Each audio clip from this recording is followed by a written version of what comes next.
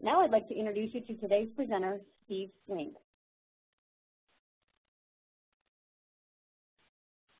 Steve has been with GP Strategies for over 7 years, delivering and supplementing both instructor-led training and virtual training.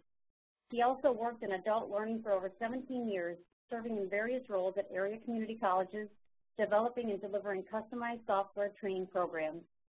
Previously, he developed and delivered a product education and sales training program for a major regional health insurer.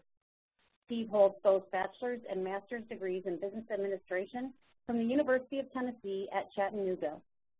As a thought leader in the industry, Steve is a frequent contributor for the GP Strategies blog, and his article, "Is Now the Time to Move on MOOCs," appeared in the August 2014 edition of Chief Learning Officer magazine.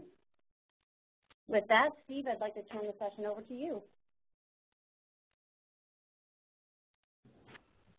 Thank you, Sue, and I'd like to thank everyone for joining us today as well. So let's go ahead and take a look at our agenda. We want to talk a little bit about MOOC Momentum. MOOCs, or massive open online courses, have received a great deal of attention, and we'll discuss this more a little bit later on in our session over the past several months. So we want to take some time and see where this phenomenon may be headed. So first, we'll take a quick look at how MOOCs have impacted higher education as well as corporate learning. Then we want to see how MOOCs may fall along Gartner's hype curve, and we'll show you a chart on that, and how they're being received by and adapting to the marketplace. Then taking this a step further, we want to see how MOOCs are evolving or might evolve into something else. And then finally, we're going to talk briefly about promoting and marketing your MOOCs or other learning initiatives. We're going to also be submitting some polls to you throughout the course of this session. So our first poll we want to start off with is how you feel about MOOCs and what your experience has been. Have you deployed a MOOC? Have you started a MOOC, but like the overwhelming majority of MOOC participants, not actually completed it? Or have you actually completed one or more MOOCs as a participant, or are you simply curious? If you'll check the right-hand side of your screen, there should be a poll over there with these 4 options. So if you go ahead and take a moment to select your options, and then we will ask Sue to give us the results once they come in, and she'll share the results with you. Steve, we've still got some responses coming in. Okay. Give everybody a couple more seconds here.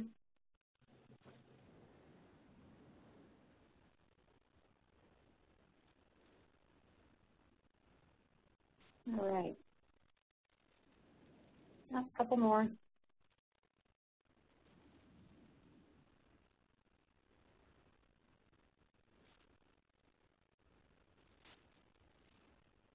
All right, I've closed the poll now. Okay.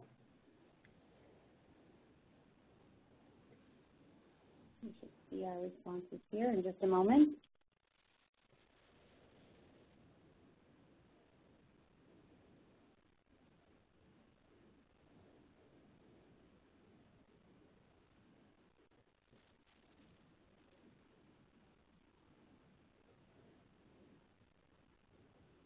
And Steve, can you see the results now? I'm not seeing them on my end. I don't know if anyone else can or not. If you can share them with us verbally, though, that would be helpful. Sure. So Steve, we've got the biggest percentage, 71%, has selected just curious. And then at 12%, I've started a MOOC and I've completed one or more. And then 4% where I've deployed a MOOC. Okay. All right, so it continues to be a circumstance or phenomenon where a lot of people are curious. And one of the ongoing issues with MOOCs is exactly what is a MOOC, and that's what we talked about back in July. So let's go ahead now and take a look at how MOOCs have impacted higher education recently. You know, at one point it was discussed that they were going to revolutionize higher education, free education for all, and so forth. It certainly didn't shake out that way over the past 2 or 3 years at least. So a couple of things that did happen in 2014. Georgia Tech has offered a master's degree program. They actually opened this up in October of 2013 for computer science, and the total cost of that program was $6,600. That's usually more like a per semester type cost. They got 1,400 enrollees, but because the program is still in progress, it has yet to be seen how these participants are going to be received in the job market. We've also seen that the traditional higher education methods persist. Coursera, which is one of the larger MOOC platform providers, indicates that only 15% of their enrollees are traditional college age and enrolled in formal education programs. The remaining 85% are divided between the adults who are beyond that traditional college age, looking to expand their horizons, or more likely actually gain new and relevant job skills. And then finally, we're seeing that the MOOCs, because they are relatively low risk, massive, open, typically low cost or free, have high dropout rates, 90% or more. But what MOOC developers need to realize, at least in the higher education arena, is that most enrollees in these low and no cost courses are in fact window shoppers. Serious students will stay the course, and it really goes down to the drive of the participant and what their motivation is.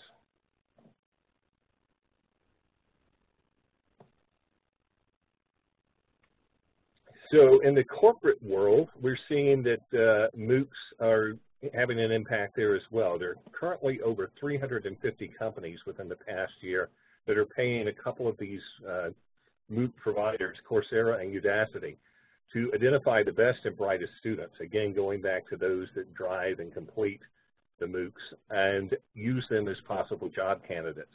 Another thing that's going on is Google used Udacity's HTML5 course, and they enrolled 80,000 of their employees in that.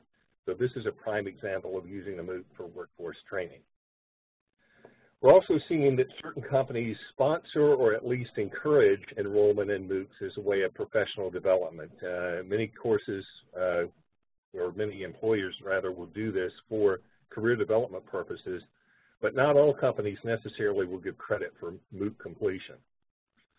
And then there's also hybridization and collaboration going on. If you've looked at the MOOC arena at all, you know it's kind of a difficult phenomenon to get a definition around.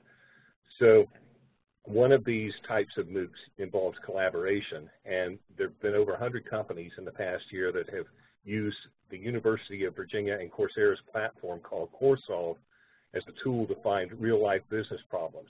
And a lot of times they will do this using informal methodologies, and they will do it across companies as well. We'll talk a little bit more about that later also.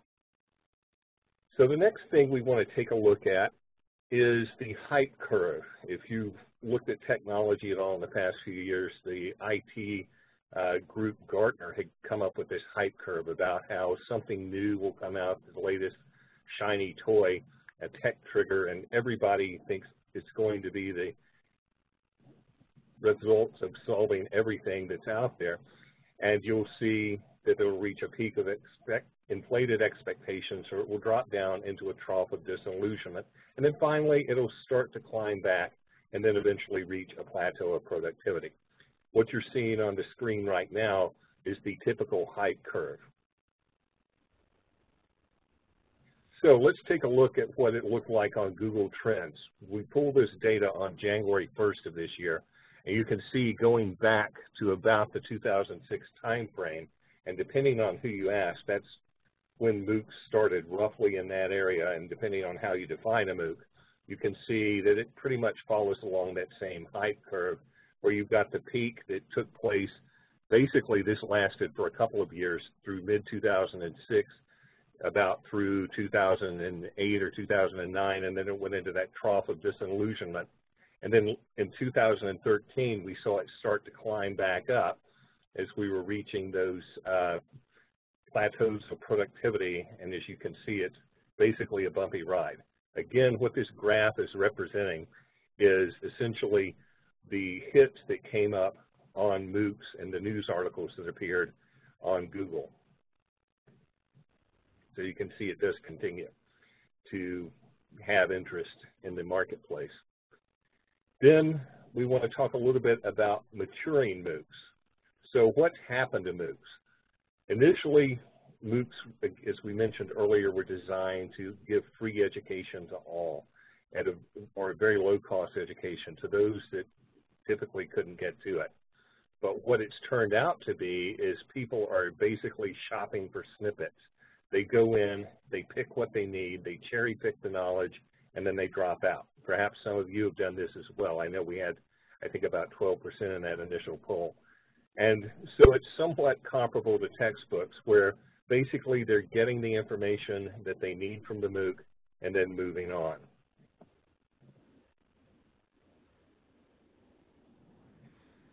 Next question we want to ask ourselves, is the MOOC evolving into something else?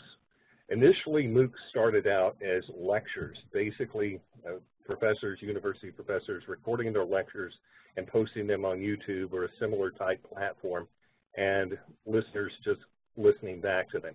They've become more interactive over time, and we're continuing to see this as well. We see it with the increasing integration of social media, using things such as Twitter and Facebook and YouTube as well. And as we mentioned earlier, some employers are using this as an employment candidate screening tool. Not only what we talked about earlier, where the companies were paying Coursera and Udacity to do data mining on their MOOC participants, but some companies will actually offer MOOCs as an employment screening tool, as somewhat of a get acquainted course. You get to know us, we get to know you. We're also seeing, as we did with the Georgia Tech example of the $6,600 master's program, that open may no longer mean free. So we're starting to see some barriers to entry arise there as well.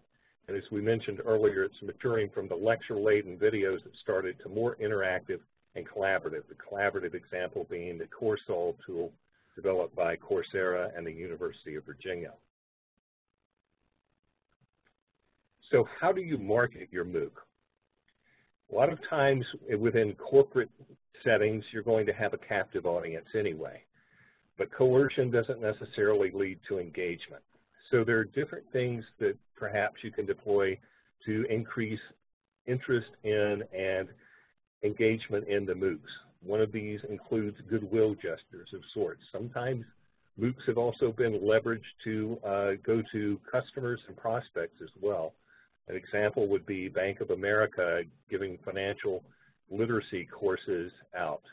And then we've also seen examples where 1-800-Flowers.com would actually go through and train their franchisees as well.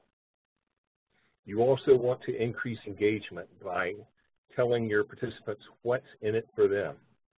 And then finally, the MOOCs and the certification. This has been one of the nagging questions surrounding MOOCs from the beginning is, well, if it's open and it's online and it's free, did I really learn anything?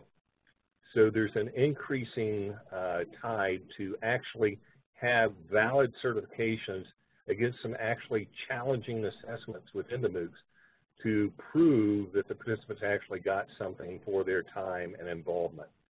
So certification is a key item as well when you're marketing your MOOC, something that they can walk away with, not only with the knowledge, but also to show that they've mastered the skills or knowledge in the actual course.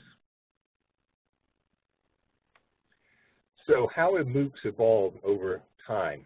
Some of the things that are not changing are the massive enrollments. We've seen 1,400 people enroll in the same cohort for the University of Georgia master's degree program.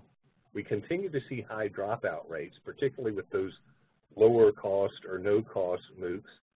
And the MOOC demographics continue to be tilted more towards people that are not in traditional education programs. They're either adding additional education or simply looking for personal development. Also, back in July, we talked about some of the different types of MOOC variations that are out there. The distributed online collaborative courses, which again involves this collaboration that we're seeing. It's no longer so much a one-way type of communication. The big open online course, which somewhat tightens up the whole notion of massive. And then the small private online course, which takes care of both the massive and the open because now it's restricted. And then the synchronous massive online course, or SMOC, which is basically saying that everyone comes together and meets at the same time. There may be online, but it's done as an actual group. There's no asynchronous communication or learning within that particular type. And then the MOOC meter you see over to the right is basically indicating that the MOOCs can change and they may no longer meet that traditional definition of a MOOC. So they may continue to evolve, and we may see other offspring come out of this particular phenomenon. So let's talk very briefly about what happened in 2014, what was predicted, and what's actually happened. One thing that was said is that MOOCs, and this has been said for some time, is MOOCs need to find a way to monetize themselves and actually make money or at least break even. So there were three things that happened in 2014 surrounding that. Coursera, one of the larger MOOC platform providers and aggregators, reached 10 million enrolled learners. Xerox acquired Intrepid Learning. Intrepid Learning was a MOOC platform that was built from the ground up. So they're seeing some value in that business model. And then on the nonprofit side of the situation, edX and Google worked together to launch the website MOOC.org. Another prediction or suggestion was the audience that MOOCs attract may determine what they become. Initially, MOOCs, again, were designed to bring higher education to all. We're seeing that that's not been the case, but what's happening is that people are going there for professional development, and the ones that are driven are wanting the collaboration. We see that MOOCs tend to be window shoppers as well. They're becoming more personalized to their audiences, primarily as a result of the big data mining that these MOOC providers are offering as well. And then finally, it was said that MOOCs may need to look overseas for growth. And in that regard, there was an event that took place in 2014, Maradia X, which is a Spanish language MOOC provider based in Spain and Latin American countries, was the first non-US MOOC provider to go over 1 million registered users. So MOOCs are here to stay, but perhaps not in their present form. Their structure will probably become more interactive, problem-based, and collaborative, where it's more of a synergistic type of experience versus that one-way communication that they started out as. And this is what the experts have said. But let's get what your predictions are now. So we want to open up another poll. I'm going to ask Sue to open this and ask you, if you'll look at the right-hand side of your screen, you should see another poll open here in just a moment. What are your predictions on what are going to happen to MOOCs in 2015 and perhaps beyond? Will they plateau? Will they fade away with the next shiny new toy that comes along? Are they going to forever change the face of corporate learning? Or is it going to be something else? If it's something else, please go ahead and put that comment out in the Q&A. And this is going to lead us to our next portion of the webinar. See, the poll is open, and we have some responses coming in. Okay.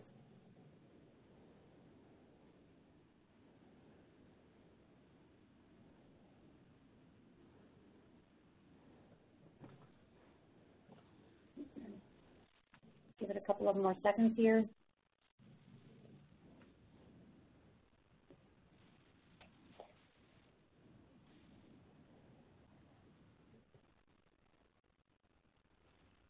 Okay, I've closed the poll.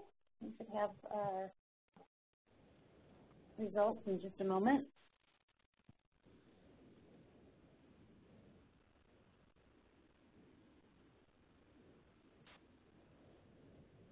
Steve, I'm going to, I'm sharing these results. Let me know if you can see them. Okay, I am not seeing them on my screen. No, I'm sorry. So, yep, so I'll go ahead and give them to you. So MOOCs will forever change corporate learning at 52%.